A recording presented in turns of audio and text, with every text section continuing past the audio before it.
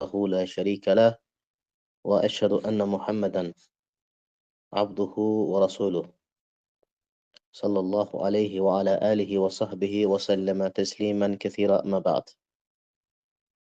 Değerli izleyiciler, okuyacağımız kitap İmam Tirmizi'nin Şemailün Nebi sallallahu aleyhi ve sellem. Allah Resulü'nün təbiəti, yani xislətləri kitabıdır. Kitabın şərh edən Şeyx Abdürazaq Əl-Bədir Həfzəullahdır. Müəllif buyurur ki, yəni məlum olduğu kimi sünnənin tərifi hər kəsə bəllidir. Sünnə hədis alimlərinə görə Allah Rasulunun sözü, feili və həmçinin də onun vəsfidir. Yəni yaradılış və əxlaqi vəsfləridir. Yəni bu kitabda Peyğəmbər sallallahu əleyhi və səlləmin həm yaradılış, həm də əxlaqi vəsfləri zikr olunub. Və müəllif İmam Tirmizi rahimehullah kitabın adını Şəmailün Nəbi olaraq adlandırıb. İmam Tirmizi bilirsiniz, məşhur hədis alimlərindən olub. Səhih Sünən Tirmizi kitabının müəllifidir. Hicrətin 279-cu ilində vəfat edib. Bu kitabı oxumağın çox faydaları var hər bir müsəlman üçün. Çünki faydalardan insan Peyğəmbər sallallahu əleyhi və səlləmin bütün vəsflərini, onun əxlaqi keyfiyyətlərini, həmçinin yaradılışını öyrənir.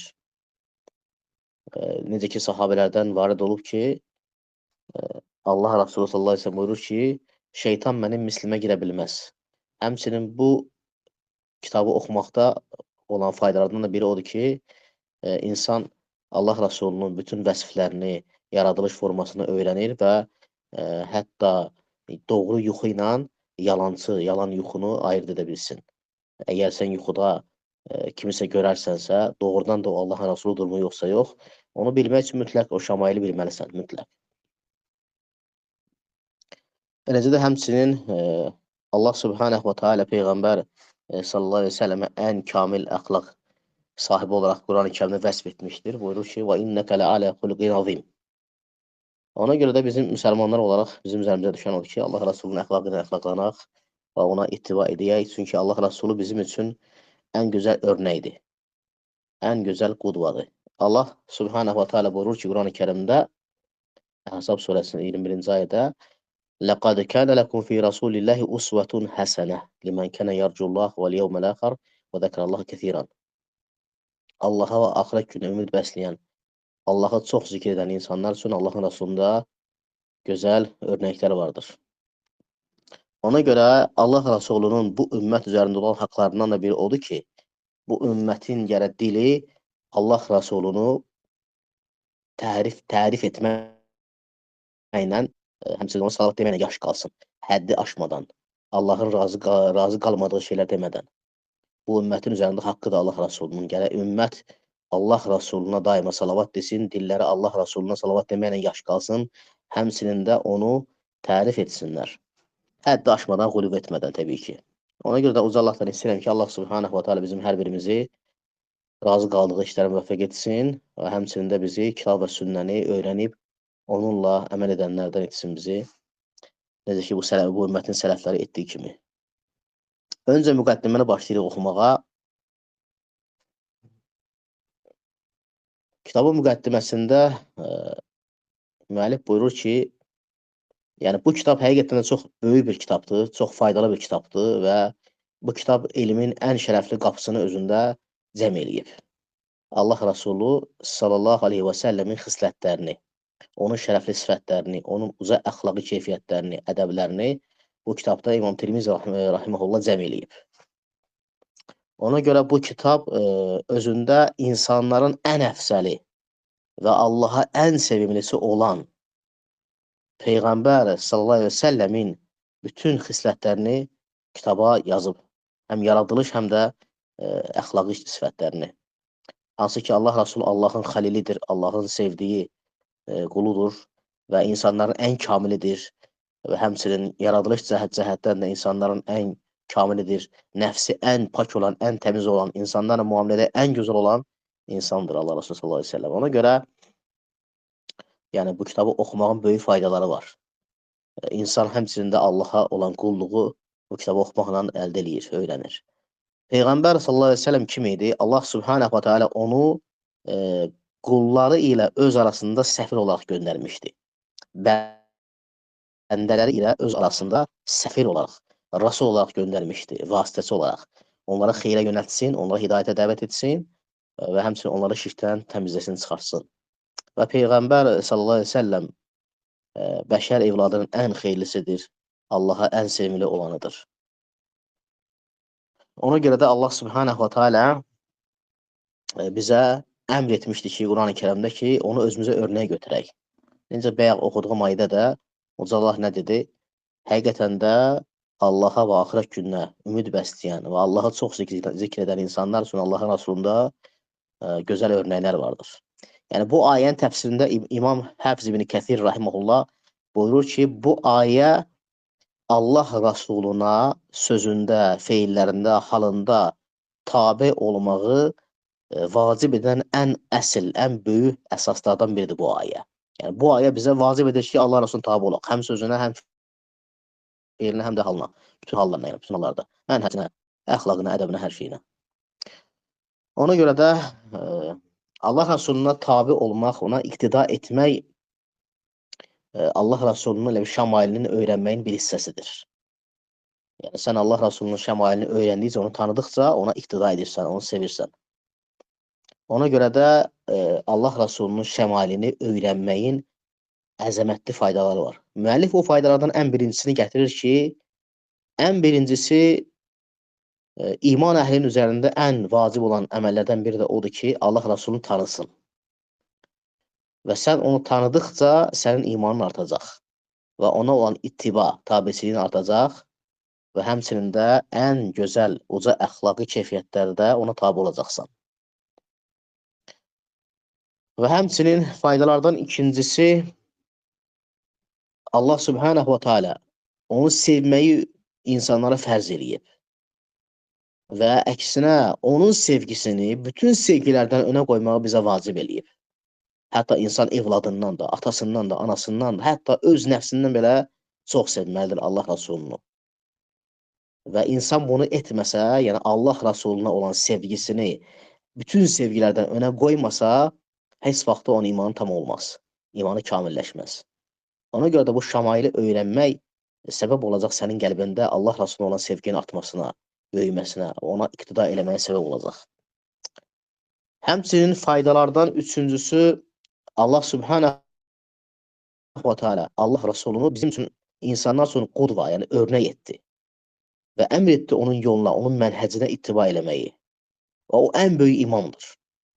Ən kamil örnək sahibidir. Örnək götürüləsi ən kamil şəxsiyyətdir. Necə ki, Uca Allah buyurur ki, وَمَا أَتَكُمُ الرَّسُولَ فَخُذُوهُ وَمَا نَهَكُمْ عَنْهُ فَانْتَهُ. Allahın elçisi sənə verirsə onu götürün. Nədən çəkindirirsə ondan çəkinin. Həmçinin başqa ayda buyurur ki, Allah Azze ve Celle قُلْ إِنْ كُنْتُمْ تُحِبُّونَ اللّٰهَ فَاتَّبِعُونِ يُحْبِبْكُمُ اللّٰهُ وَيَغْفِرْ لَكُمْ ذُنُوبَكُمْ وَاللّٰهُ غَفُورٌ رَحِيمٌ. De, əgər siz Allahı sevirsinizsə, mənim Rasuluma tabi olun. Mənə tabi olun ki, Allah da sizi sevsin, günahlarınızı bağışlasın. Allah bağışlayan və rəhimlidir. Həmçinin Allah Nəbisinin şəmalini öyrənməyin faydalarından dördüncüsü, Allah Subhanahu wa Ta'ala onu möminlər üçün möminlərin özündən daha yaxın etmişdir. Yəni Allah Rasulü möminlərə özlərindən daha yaxındır. Necə ki, Buxarinin, rahiməhullahın gətirdiyi səhih hədisdə Əbu Hüreyrə buyurur ki, Allah Rasulü belə dedi: "Mə min mu'minin illə və ana awla bihi fid-dunya vəl-axirə." Elə bir mömin yoxdur ki, mən dünya və axirətdə ona özündən daha yaxın olmayım. Əgər kim bunu bilmək istəyirsə, oxusun bu ayəni. Allah Teala buyurur ki, "Ən-nəbiyyü awla bil-mu'minina min anfusihim." Allahın nəbisi möminlərə özlərindən daha yaxındır. Niyə görə yaxındır? Çünki Allah Rasulü bizə nəsihət etdi, bizə şəfqət göstərdi ümmətə. İnsanların ən rəhimlisi idi və ümməti şirkdən, şirkin bataqlığından, xurafatdan çıxartdı və onları doğru yola hidayət etdi və ümmətin çətinliyə düşməsi ona həmişə ağır gəlirdi. Nə qədər xeyir varsa onları yönəltdir, nə qədər şər varsa ondan çəkindirdi. Həmçinin Allah nəbisinin şəmailini öyrənməyin faydalarından beşincisi, Allah Subhanahu wa Taala Quran-ı Kərimdə and içir ki, Peyğəmbər sallallahu əleyhi və səlləm haqqında deyir ki, o ən uca əxlaq sahibidir. Buyurur ki, Allah Subhanahu Qələm surəsində Nun vəl qələmi və ma yasturun ma ente bi ni'meti rabbike bi mecnun və inne leke le ecran gayre memnun və inneke le ala xuluqin azim. Buyurur ki, Allah Taala Nun and olsun qələmə və qələmin yazdıqlarına. Sən Rəbbinin neməti sayəsində dəli deyilsən. Şübhəsiz ki, sənin üçün tükənməz bir mükafat vardır. Həqiqətində sən ən böyük, ən uca əxlaq sahibisən.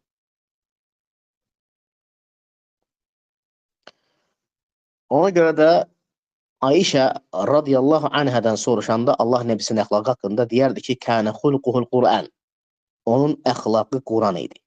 Yəni Allah elçisi sallallahu aleyhi və səlləm Quran-ı Kərimin bütün əmir və qadağalarına riayət edirdi. Quran-ı Kərimin əxlaqı ilə əxlaqlanmışdı. Həmçinin faydalardan altıncısı, Allah Subhanahu wa Taala qullara əmr edir ki, Allah elçisinə salavat deməkdə mələklərə iqtida eləsinlər, tabi olsunlar. Çünki Allah Rasulunun bizim üzərimizdə olan haqlarından da biri odur ki, ona salavat deyək. Necə ki, Allah Taala buyurur ki, Əhzab surəsində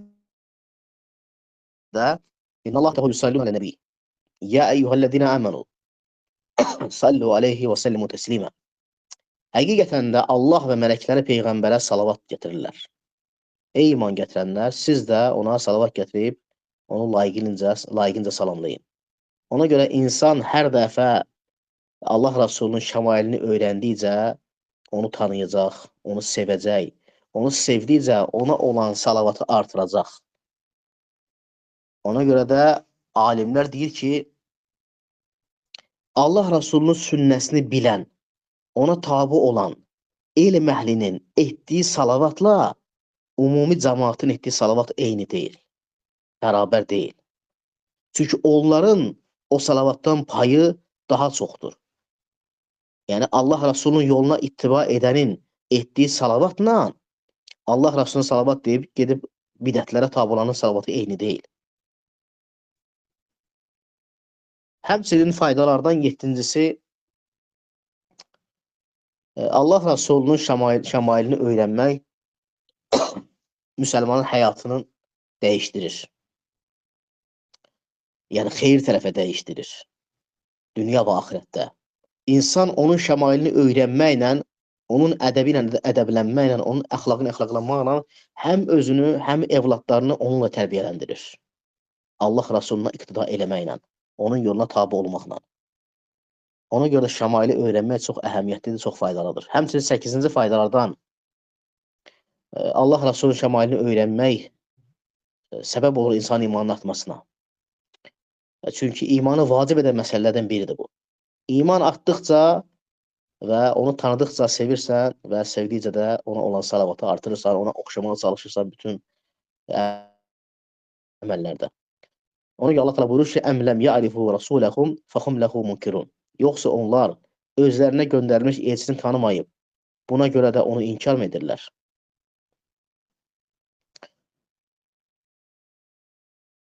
Sonra müəllif bəzi naslar gətirir, 2 dənə əzəmətli, faydalı bir nas gətirir, dəlil gətirir, yəni əsərlər gətirir bu haqda.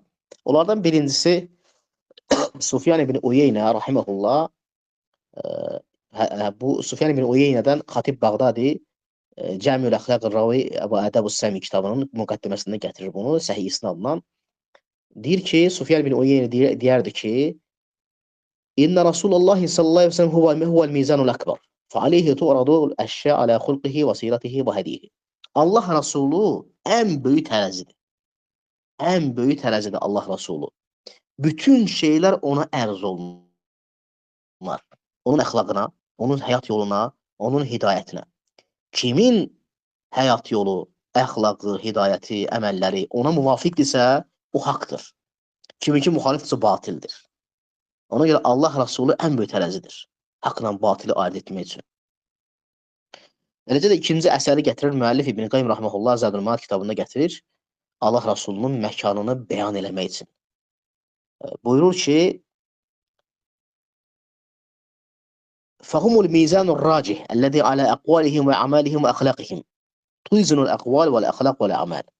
Buyurur ki, onlar elə bir üstün tərəzidir ki, insanların ağıl, söz, əxlaq və əməlləri onunla ölçülür. Yəni Allahın Rasulü ilə ölçülür. Onlara tabi olanlar bununla hidayət əhli olaraq zəlal təhlilinə seçilirlər. Ona görə də Peyğəmbər sallallahu əleyhi və səlləmə tabiçiliyin faydası haqqında 2 dənə bu əzəmətli əsəri gətirdi müəllif. Sonra müəllif qeyd edir İmam Tirmizinin kitabı haqqında, buyurur ki, İmam Tirmizi rahimehullah bu kitabı elə dəqiq şəkildə tərtib etmişdi ki və kitabı 56 baba bölmüşdür. 56 babdan ibarətdir kitab. 415 dənə hədis nəql etmişdir bu kitabda, zikr etmişdir səhih hədislərdən hamısı. Və kitabı ən birinci Allah Rasulunun yaradılış sifətlərindən danışır. Ən birinci başlıqda yaradılış sifətləri haqqında danışır. Yəni onun dərisinin rəngi, saçının forması, üzü, bədəni, yaradılış forması haqqında danışır. Çünki buna təbii ki, ehtiyac var tanımaq üçün. Sonra isə sonda isə müəllif kitabın sonunda isə Allah Rasulunun yuxuda görmək haqqında fəsil olaraq gətirir. Niyə görə? Çünki insan yuxuda əgər Allah Rasulunu görərsə, onun şəmailini bilmirsə, o zaman bilməyəcək gördüyü kimdir. Və nə qədər insanlar buna görə zəlalətə düşürlər. Necə ki, İbn Abbasdan rəvayət olunur ki, bir gün bir kişi gəlib İbn Abbasın yanına, deyir ki, İnni rəayitun Nəbiyyə sallallahu əleyhi və səlləm və qalə sifli mən rəayitə. Dedi ki, mən bir gün yuxuda Allah Rasulunu görmüşəm. İbn Abbas deyir ki, mənə vəsf elə. Görüm kimi görmürsən. Və kişi də vəsf eləyəndən sonra ki, belə formada gördüm. İbn Abbas deyir ki, "Ləv rəaytəhu fil yaqzati məstata'ta an tan'atahu fawqa hada." Əgər də sən onu real həyatda görsəydin, bundan daha üstün, bundan daha dəqiq formada təsvir edə bilməzdin. Yəni kişi necə görmüşdür də bunu vəsf edir, İbn Abbas da bunu təsdiqləyir. Ona görə də şəmaili bilmək həmçinin səbəb olur ki, Allah Rasulü tanımağa, hətta yuxuda görərsənsə, bilərsən ki, o gördüyün kimdir. Necə ki, Allah Rasulü buyurur ki, "Mən rəani fil mənami fəqad rəani, fə innə şeytan la yetəməttəl bi." Kim məni yuxuda görərsə, deməli məni görmüşdür. Çünki şeytan mənim mislimə, mənim formama düşə bilməz. Ona görə Allah Rasulunun sifətlərini, yaradılış sifətlərini belə hətta tanımağın əzəmətli faydaları var. Və nə qədər insanlar buna görə zəlalətə düşüblər. Və görürsən, insan gəlib də xurafata, ixtilaflara, zikirlərdə, bidət, ibadətlərdə nə qədər zəlalətə, şirkə düşənlər olub. Gəlib iddia edib ki, mən də Allah Rasulunu yuxuda gördüm, mən dedi ki, get filan qəbrin yanında filan qurbanı kəs. Və yaxud da Allah Rasulunu gördüm, dedi ki, belə elə. Amma bu kes gördüyü başqa şeytandır, Allah bilir kimdir. Çünki Allah Rasulunun şəmailini bilmir. Ona görə də bunu bilmək mühümdür. İnşallah bununla kitabın müqəddiməsi tamamlanır.